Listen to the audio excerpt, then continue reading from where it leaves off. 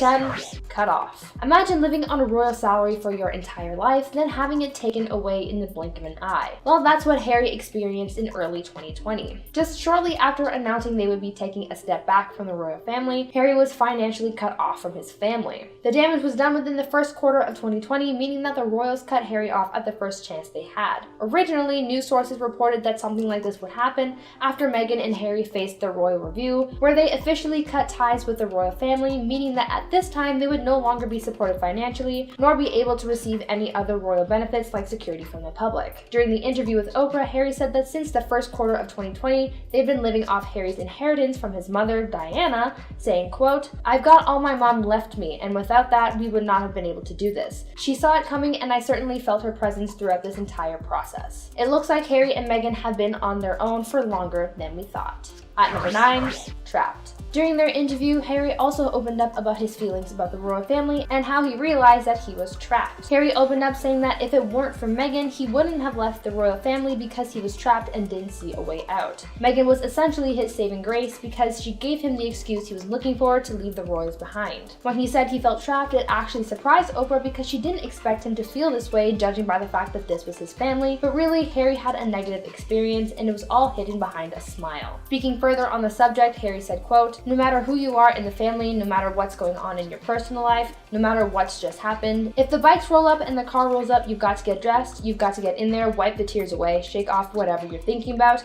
and you've got to get on your A game." This pretty much goes against what a lot of people thought of the situation, being that Meghan was the one who orchestrated their decision to step back because Harry wanted to leave just as badly. Before I continue on with the list, I'd like to ask you guys to consider leaving a like on this video if you're enjoying it so far because it really helps us out a lot. At number 8, royal curtsy. During their interview, Meghan also opened up about the first time she met the Queen. It was an unplanned moment as they were originally going to meet Prince Andrew and Sarah Ferguson. Harry found out that his grandmother, the Queen, was going to be at Prince Andrew's home as well, and so he scrambled to prepare Meghan for this important introduction. Harry then asked Meghan if she knew how to curtsy, and she was shocked. Meghan didn't know how to, and she thought that curtsying was for outdoors, saying, quote, "I thought that was part of the fanfare. I didn't know that's what happened on the inside." Meghan recalled that this was the first moment that she realized that things weren't going to be as easy being with someone in the royal family. She then remarked that they practiced her curtsy just before going in to meet the Queen. It's a silly story that also says a lot about how serious things are in the family, like having to curtsy for your future in-law. At number 7, flower girl. Weddings are almost always full of stress and drama. I mean, I haven't been to many weddings, but from what I recall, preparations are the worst part of the whole thing. Now, mind you, that is for a normal person's special day, so imagine how stressful it must be to prepare for a royal wedding. Meghan and Harry's wedding was so wild and stressful that Meghan actually cried because of it, specifically because of drama surrounding Princess Charlotte's flower girl dress. Kate Middleton, the Duchess of Cambridge, and Meghan's sister-in-law made Meghan cry the week of her wedding, even though it was reported the other way around. News sources published a pretty damaging rumor saying that Meghan brought Kate to tears over her daughter's flower girl dress. In her interview with Oprah, Meghan had to set the record straight that Meghan was the one who was hurt in that situation, but that Kate also apologized to her, writing her an apology letter and sending her flowers as well. At number 6, baby girl. Of course, during this interview, they also had to talk about their growing family. Meghan and Harry announced in early February that they were expecting another child. This announcement came after Meghan opened up in late November about how she suffered a miscarriage in July. Now the couple is sharing more news about their new baby, announcing that they're having a little girl. They're overjoyed, saying, quote, "To have any child, anyone or any two would have been amazing, but to have a boy and then a girl, what more could you ask for? Now we've got our family. We've got the 4 of us, our 2 dogs." Also on the topic of their growing family, the couple also said that after their new daughter, they'll be done having kids, saying that 2 is enough for them. At number 5, Prince Charles. Harry and Meghan's decision to step back from the royal family wasn't welcomed by all. Many news sources criticized their decision, and many of them reported that this was a surprise to the royal family as well, as people said that they blindsided the Queen with their announcement, but according to Harry, that was far from true. Harry said that over a 2-year period, he had conversation about his and Meghan's departure from the royal family. Harry said that he had 3 conversations about it with his grandmother and 2 conversations with his father. Eventually, Harry's dad, Prince Charles, stopped taking Harry's phone calls. He believed it's because he started taking matters into his own hands and his father didn't like that. But Harry said that this needed to be done, saying, quote, "I needed to do this for my family. This is not a surprise to anybody. It's really sad that it's gotten to this point, but I've got to do something for my mental health, for my wife's, and for Archie's as well, because I could see where this was headed." Their departure from the royal family created a lot of tension, but from what they've said about their decision to leave, I don't think they would have changed anything. At number 4, silenced. Anyone who knows Meghan Markle knows that she's an outspoken person. She stands up for what she believes in, and she uses her voice to advocate for herself and others. So to see that she spent a long time in silence, people wondered if this was her choice or if she was being forced to stay quiet. During their interview, Meghan said that she was being silenced by the royals. Meghan spoke out about how she's always valued her independence and how she's always been outspoken about women's rights, saying how ironic it is that she was being silenced even though she's advocated for women using their voices. From the moment their relationship went public, Meghan was given clear instructions to always say no comment, and that those close to her were also told the same thing. She also said that the idea that the royals were protecting her quickly faded once she and Harry were married, saying, quote, "That was hard to reconcile because it was only once we were married and everything started to worsen that I came to understand that not only was I not being protected, but they were willing to lie to protect other members of the family. They weren't willing to tell the truth to protect me and my husband." Though it's taken a while, at least Meghan is now free to speak her truth. At number 3, mental health. After hearing Meghan and Harry open up about their grievances with the royal family, it's understandable that they would feel the effects of this family stress on different levels. For Meghan, things were especially hard for her as during her interview, she shared how her mental health was deeply affected. Meghan opened up saying that she contemplated taking her own life.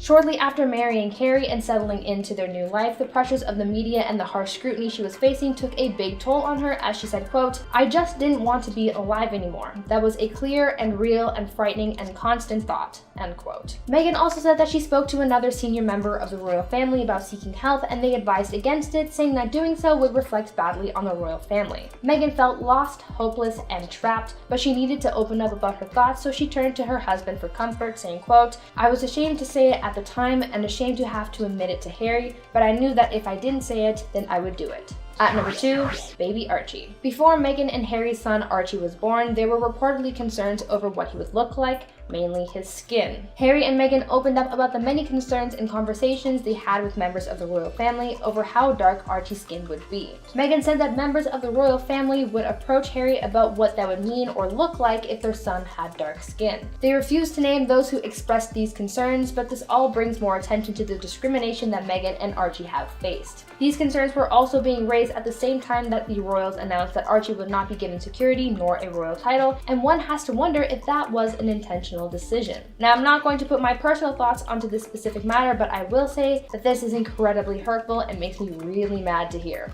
I, like Meghan, am biracial, and to hear that her child was already facing colorism because she is half black is so disgusting. Finally, number 1, secret wedding. Meghan also opened up about her marriage to Prince Harry, saying that she naively entered the royal marriage. Meghan said that it wasn't something that she thought of or researched. Their wedding was a grand occasion that Meghan wasn't expecting, so in an effort to bring things back down to basics, she and Harry actually got married in secret 3 days before their big televised wedding. Meghan told Oprah that 3 days before their wedding, she and Harry contacted the Archbishop of Canterbury, and he performed a small ceremony in the couple's backyard because the grand televised wedding was, quote, "more for everybody else." They got to take a moment for themselves to make a special moment out of a chaotic mess, and I love that for them.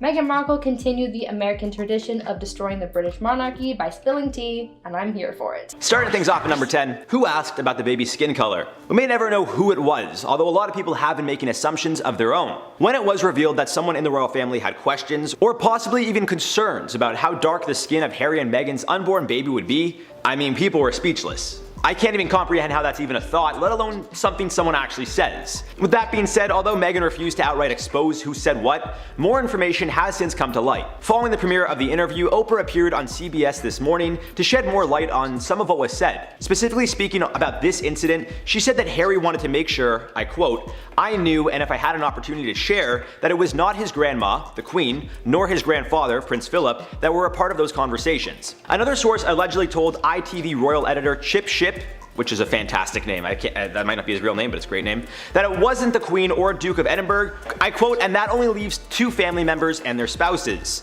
The 2 people you're left with are Prince Charles or his brother Prince William or their wives." It's pretty serious. That's kind of where it's left. Moving on to number 9, they left because of racism. It wasn't the only reason, but definitely a big part of why the couple decided they no longer wanted to live in the UK in general. When directly asked if they left due to racism, Harry's response was, I quote, "It was a large part of it."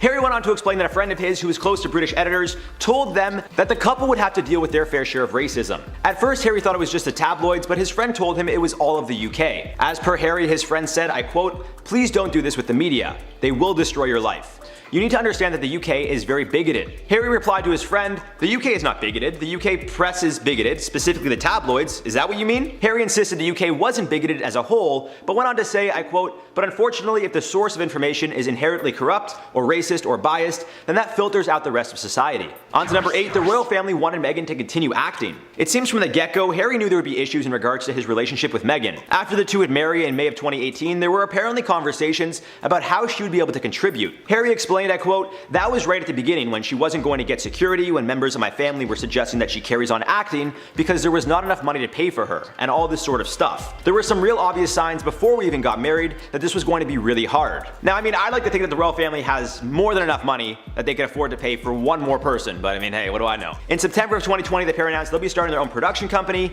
and even signed a deal with Netflix. However, Harry insisted this wasn't something they had planned prior to the pandemic. On to number 7, Meghan's father lied about speaking with the tabloids. After explaining to Oprah about how the tabloids spent a year trying to track her father down, even going as far as offering people money to find his address, she spoke about how she felt betrayed by him. Meghan explained how after finding out where he lived, reporters moved in next door or across from him and started to send him gifts. Then the week of her wedding, Thomas teamed up with a local photographer to stage a photo shoot with intentions of making it appear candid, I guess, and selling the images to tabloids. TMZ then reported he wouldn't be attending the wedding because he didn't want to embarrass the family after he was caught for setting up the photo shoot in the first place. Meghan explained how the press had known for a month that her father wouldn't be attending the wedding, but waited to release the story last minute, I quote, "because they wanted to create drama." When she had asked her father if he had spoke to the tabloids, he denied doing so, and Meghan recalled saying, "I just need you to tell me, and if you tell me the truth, we could help you." She finished off, and he wasn't able to do that. Number 6, the Queen was too busy for them. After their announcement to step down, Harry said that the Queen started to have less time for him and Meghan, explaining, I quote, "That announcement that we put out on the 8th of January in 2020, the contents of that was put into a letter to the institution, to my father, which was then shared at the end of December while we were in Canada. But then we get back on the 6th. After explaining how the Queen had invited the pair to meet with her to chat, she abruptly rescheduled. Harry explained, I quote, "The moment we landed in the UK, I got a message from my private secretary, Fionn, at the time. She was cutting and pasting a message from the Queen's private secretary, basically saying, I quote, "Please pass on to the Duke and Duchess of Sussex that he cannot come to Norfolk. The Queen is busy. She's busy all week." Harry then personally called his grandmother, who said she wasn't aware of any previous plans. I quote, "I said I was thinking about coming anyway, but I hear you're now busy." And she said, "Yes, there's something in my diary that I didn't know I had." And I said, "Well, what about the rest of the week?" And she said, "Well, that's busy now as well." Okay, I didn't want to push because I kind of knew what was going on. After Oprah suggested being the Queen, she should have the power to reschedule, Harry disagreed, explaining, "When you're the head of the firm, there are people around you that give you advice. And what has also made me really sad is some of that advice has been really bad." Halfway now at 5, the family didn't offer Meghan any support. Months leading up to the wedding and even years after, the British media and tabloids specifically and consistently appeared to attack Meghan. In the interview, Oprah showed a few comparisons of headlines made about Kate Middleton doing the exact same thing as Meghan, getting praise, while Meghan would get the complete opposite. For example, when Kate was eating an avocado, it was exciting for some reason, but when Meghan did it, it was contributing to drought, murder, and other awful things. I'm fully serious.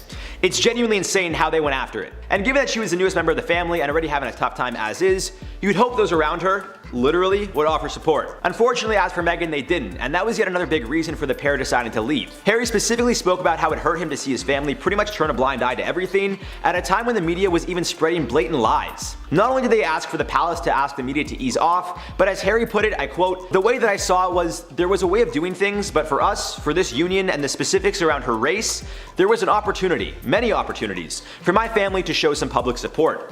It even got to the point that British Parliament spoke out against what many refer to as colonial undertones in the press about Meghan, yet the family still remained silent. At number 4, Meghan was stuck. Something I never really thought of, but I guess is just the way it goes. When you're a royal, you can't just come and go as you please. During the interview, Meghan told Oprah how once she became a part of the family and royals, she was instructed to hand over her keys, passport, and driver's license. To say that she was literally stuck to the point that even if she wanted to go to a local hospital or doctor or whoever to speak with, she wasn't able to do so. Given the struggles Meghan was dealing with and knowing knowing that she wasn't getting support from those around her, aside from Harry and maybe a few others, it was pretty shocking to find out she had no way out. Number 3, Tyler Perry offered support. Following the news that the royal family wouldn't be providing security for Harry, Meghan, or Archie, the new family was genuinely concerned for their safety. Given that Harry is still a prince, the family didn't understand why the firm was taking away his security. We're not talking any regular security, but like the top dogs of the UK, like Secret Service, that kind of security. At the time, they were living in Canada. The media pretty much told everyone their exact location, and they were fearful of what may happen. This was also during the height of our pandemic, so things were really going haywire. That's when Perry stepped in, offering his LA home to the family for 3 months, as well as his own security, while Harry, Meghan, and Archie all figured out their plans moving forward. At number 2, the family hasn't apologized. Given how things have played out over the last few months and years, Oprah decided to ask where the family currently stands. After all the rumors, tabloids, and BS that was floating around, how have things ended up? Specifically, Oprah said, I quote, "You've had these conversations with your family members. They know why you left. Has anybody said, I'm sorry you had to make that move, or I'm sorry that you felt you had to do that because you felt we weren't supporting you?" In response, Harry explained, I quote, "No, sadly not. The feeling is that this was our decision. Therefore, the consequences are on us. And despite 3 years of us asking for help and visualizing how this might end, it's been really hard." Now, regardless of how you feel about all of this, I will say it is sad to see a family appear to break up right before our eyes, and hopefully they can reconcile before the media starts pushing more false narratives. Just saying, there's 3 sides to every story, and I just hope that the media isn't the one kind of spreading the narrative across the world, is all I'm saying. At number 1, Meghan confided in one of Princess Diana's best friends. During the interview, Harry was asked how his mother, Princess Diana, would feel about how everything played out. To which he replied, I quote, "I think she would feel very angry with how this has panned out, and very sad. But ultimately, all she'd ever want for us is to be happy." After talking about the similarities between his mother's situation compared to him and Meghan, Meghan then spoke about how one of Diana's closest friends was one of the only people there for her when she was in a dark place. Markle explained, I quote, "One of the people that I reached out to, who's continued to be a friend and confidant, was one of my husband's mom's best friends. One of Diana's best friends." Because it's like, who else could understand what it's actually like on the inside? It seems Prince Harry is yet again shedding some light on how things went down while he and Meghan were still very much so living with and a part of the royal family. After the couple sat down with Oprah back in March, their first time speaking publicly about how everything played out, rumors, accusations, and much more would be making headlines for months. Then it seemed things kind of died down, and everyone was talking about the Kardashians again. Well, as we know, the news cycle is just that, so naturally Harry is making headlines once again. This time around, Harry opened up in an interview for the Apple Plus original, The Me You Can't See, produced by himself and Oprah Winfrey. And what he revealed is quite shocking. Speaking specifically on how his mental health, as well as Meghan's, was affected by everything they were going through, as well as the racist headlines, it seems this interview was yet again another tell-all, shedding light on how things went down behind closed doors. In Harry's own words, I quote, "Within the first 8 days of our relationship being made public was when they said Harry's girl is almost straight out of Compton, and that her exotic DNA will be thickening the royal blood," referring to headlines about Meghan dating back to 2016. Harry also spoke on how the media attention and flashing lights that he saw from paparazzi brought him back memories of his mother, Princess Diana, who unfortunately lost her life in a fatal car crash while attempting to flee the paparazzi. In their previous interview with Oprah, Harry spoke on how he felt, or at least saw similarities, in the way that the media was treating his wife as they did his mother, and that one of his greatest fears would be losing Meghan the same way he lost his mother. It seems at points that almost was the case. As we know, Meghan also spoke about a time in which she was in a very dark place and was having thoughts of taking her own life. As Harry explained, when he needed help the most, I quote, "I felt completely helpless. I thought my family would help, but every single ask, request, warning, whatever it is, just got met with total silence or total neglect. We spent 4 years trying to make it work. We did everything we possibly could to stay there, doing the role and doing the job, but Meghan was struggling." The second episode of the series includes footage of Harry and Meghan, who at the time was 6 months pregnant with their firstborn, attending a charity event in 2019. Harry explained that prior to the event, Meghan had shared with him her thoughts about ending her own life and how she would do it. Harry explained, I quote, "The thing that stopped her seeing it through was how unfair it would be on me after everything that happened to my mom, and now to be put in a position of losing another woman in my life with a baby inside of her." However, when he went to his family, he said he felt ashamed and angry, further explaining, I quote, "I'm also really angry with myself that we're stuck in this situation. I was ashamed that it had gotten this bad. I was ashamed to go to my family because, to be honest with you, like a lot of other people my age could probably relate to, I know that I'm not going to get from my family what I need." And with the birth of his new newborn, Harry then decided to shift his priorities, putting his family before anything else. I quote Harry saying, "I then had a son who I would far rather be solely focused on rather than every time I look in his eyes wondering whether my wife is going to end up like my mother and I'm going to have to look after him myself." That was one of the biggest reasons to leave, feeling trapped and feeling controlled through fear, both by the media and by the system itself, which never encouraged talking about this kind of trauma. Certainly now I will never be bullied into silence. Now with all that being said, it seems the series isn't so much focused on necessarily exposing or taking down the royal family, but more so highlighting the importance of focusing on one's mental health as much as we do physical health. It just so happens that the royal family and how things played out were a big factor leading to both how Meghan and Harry felt, thus affecting their mental health. With that being said, Harry admitted that following the loss of his mother, that's when his struggles intensified. I quote him saying, "I'm one of the first people to recognize that firstly, I had a fear of, when I first went to therapy, a fear of losing. 4 years of therapy for an individual that never thought that they would ever need to do therapy that's a long time. I wasn't in an environment where it was encouraged to talk about it either. That was sort of like squashed." He then wanted to explain that he would rely on external sources, drugs and alcohol, to mask the pain that at the time he didn't even realize he was dealing with. All in all, Harry capped off by explaining that he doesn't want to continue this vicious cycle of brushing things aside and not dealing with them head on. That's how it gets passed down to generations, which he feels happened to him. He explained, "My father used to say to me when I was younger, he used to say both to William and I, well, it was like that for me, so it's going to be like that for you. That doesn't make sense. Just because you suffered, it doesn't mean that your kids have to suffer." He goes on to say it's actually quite the opposite. You do everything that you can to learn from your mistakes so your children don't have to suffer. You suffer for them and save them from that pain. In Harry's own words, I quote, "And that's what we will continue to do. Isn't this all about breaking the cycle? Isn't it all about making sure that history doesn't repeat itself? That whatever pain and suffering has happened to you, that you don't pass on." For a more in-depth look at how things went down, check out the 3-episode series, The Me You Can't See, now on Apple Plus. This isn't sponsored, but Apple, if you want to throw me some coins, I kind of just gave you a pretty good shout out. Back before Prince William was married to Kate Middleton, he apparently had an online fling with none other than pop princess Britney Spears, and we got all the details in a newly released book about the royal family. In royal biographer Christopher Anderson's new book called Brothers and Wives Inside the Private Lives of William, Kate, Harry, and Meghan, it was exposed that the Duke of Cambridge once had a quote cyber relationship with Britney Spears prior to dating Kate Middleton in 2003. William not only spoke with Britney, he had a similar online relationship with Lauren Bush, model and niece of former President George W. Bush. Anderson exclusively told Us Weekly, quote, "William and Britney tried to get together back when they were young, and he also had kind of a similar relationship with Lauren Bush. Apparently they started talking in the year 2000, and they were in contact for an extended period of time, but it never escalated to anything further than emails or potentially a phone call. Apparently they never even met once." Britney actually confirmed this story back in 2002 during an interview with ITV1's Frank Skinner show. She revealed that her and William, quote, "exchanged emails for a bit." Apparently at one point he arranged to come see her, but it did not end up happening. A magazine from around that time has also been recovered, where Britney says she would not have dated William because she doesn't like castles and she is no princess. It seems that William was interested in a lot of American stars when he was growing up. When he was young, he also had a crush on Cindy Crawford, so his mother, Princess Diana, actually arranged for them to meet when he was 14. Obviously, since William is a prince and is now set to become king, he had his choice of women growing up. Anderson revealed the royal family hoped he would marry a woman from another foreign royal family, but both William and Harry ended up with commoners. Anderson added, quote, "I think it's very telling that both William and Prince Harry married commoners. I mean, Kate, her mom was a flight attendant who grew up in public housing. Meghan Markle obviously has working class roots, and she's American and divorced and biracial. All those things that you would never expect in a million years. But I think that those are things that Diana would have loved." Clearly things with William and Britney didn't work out, and William and Kate started dating in 2003, after they met each other while studying at the University of St. Andrews in Scotland in 2001. They announced their engagement in November of 2010 and exchanged vows in April of 2011. They now have 3 children together. Britney also moved on and got married to Kevin Federline in 2004, although they split only 2 years after. Now she's engaged to her longtime boyfriend Sam Asghari.